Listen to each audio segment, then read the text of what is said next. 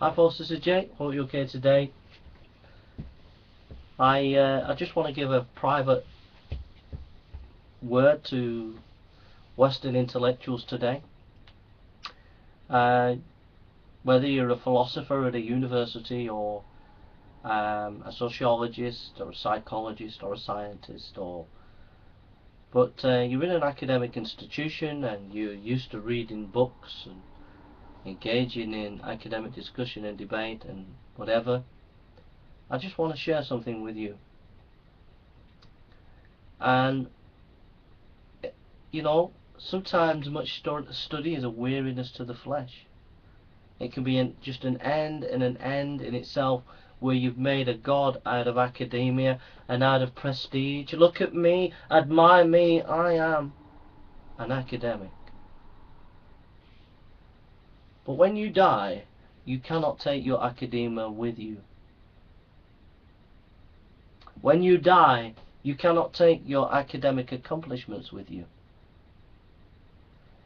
When you die, your intellectual mythologies that you've created, and they are mythologies, all those intellectual pincer movements, when you use all the various isation words with big words and little words and complex words, and the interplay and intertricks, or the tripping of the text, or whatever it is, whatever rhetoric or geo-rhetoric or geopolitical rhetoric that you've invented for yourself, with a bit of psychoanalyst here and a little bit of Marxism there and a bit of little left and a bit of the right, a bit of Zizek here and a bit of Nietzsche there, and it's all a little concoction that you've made. It's all a mythology that you've created in your mind.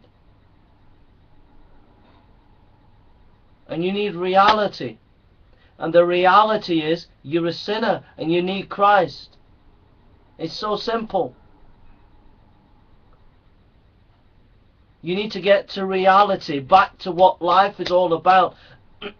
Life is all about Christ and loving people.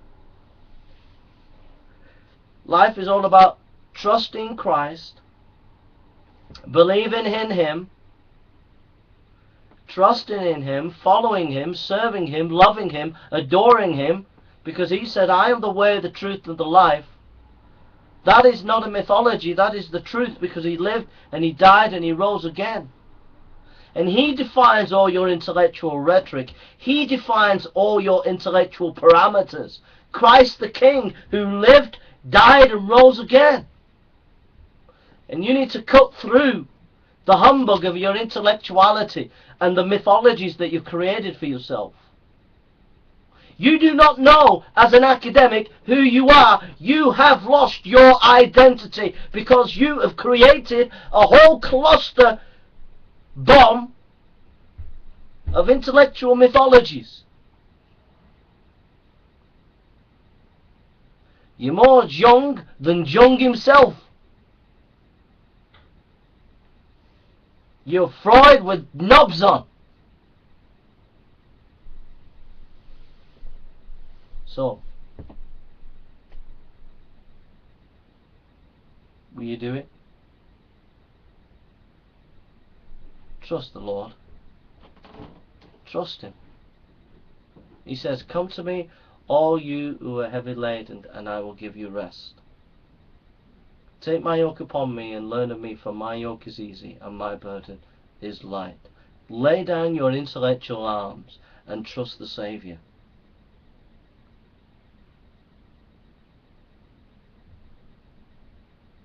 The West is on the verge of collapse. The next 10 years there is going to be social, political instability in the West that it's never seen before. And in that time, you will be needed to bring some intellectual sanity. And how can you bring intellectual sanity when all you're doing is playing with mythologies that you've created? A dabbling of Freud here, a dabbling of Nietzsche here, a dabbling of Marx there, a dabbling of the latest academic journal here, there, and everywhere. Put it all together and you have your little intellectual soup. That's not going to save the day.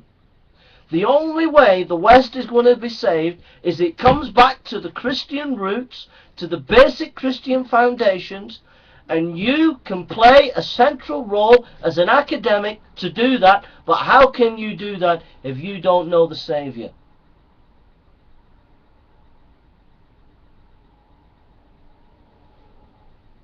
I ask you as an academic to do one thing for me.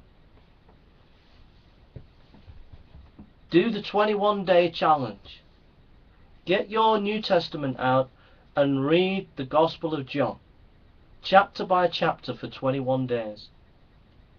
Lay all your academic stuff to one side and say, Lord,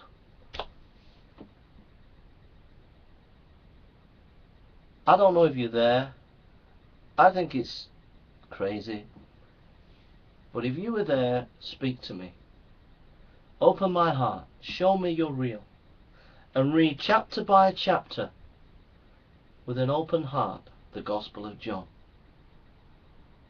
And if at the end of that reading you come to know Jesus Christ and you come to trust in Him as your Lord and Saviour, and you find Him as your Lord and Saviour, I want you to do another thing for me. I want you to take your academic gifts and abilities, and I want you to move heaven on earth and use your academic abilities in the proclamation of Jesus Christ in the academy and beyond. I want you to work hard like you've never done before in writing books for the glory of God. Alright?